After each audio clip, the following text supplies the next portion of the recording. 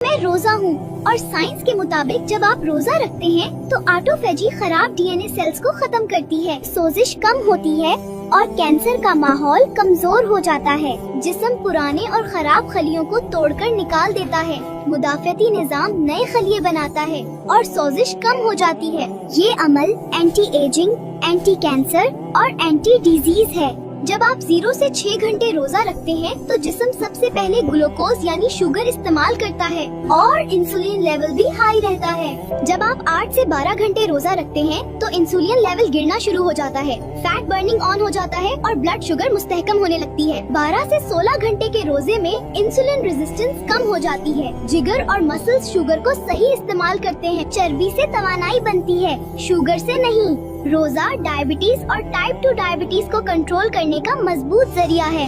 High blood pressure में रोजा रखने से इंसुलिन कम होता है, नमक की मिकदार कम जमा होती है और खून की नालियां रिलैक्स हो जाती हैं। इसीलिए रोजे से नसों का प्रेशर कम होता है और ब्लड प्रेशर कुदरती तरीके से कंट्रोल हो जाता है। मोटापे और पेट की चर्बी के लिए रोजा इंसुलिन को कम करता है, चर्बी जलने लगती है और हार्मोन्स का तवाजुन बेहतर हो जाता है। पेट की चर्बी कम हो जाए तो ब्लड प्रेशर, शुगर और दिल सब कंट्रोल में आ जाते हैं। दिल की बीमारी में रोजा रखने से खराब कोलेस्ट्रॉल कम होता है, अच्छा कोलेस्ट्रॉल बढ़ता है और खून जमने का खतरा कम हो जाता है। इसीलिए रोजे से हार्ट अटैक और फॉलिज का खतरा कम हो जाता है। स्ट्रेस, एंजाइटी और डिप्रेशन में रोजा कोर्टिसोल कम करता है, दिमाग का BDNF बढ़ाता है, दिमाग को सुकून मिलता है और जज्बात मुतवाजुन हो जाते हैं।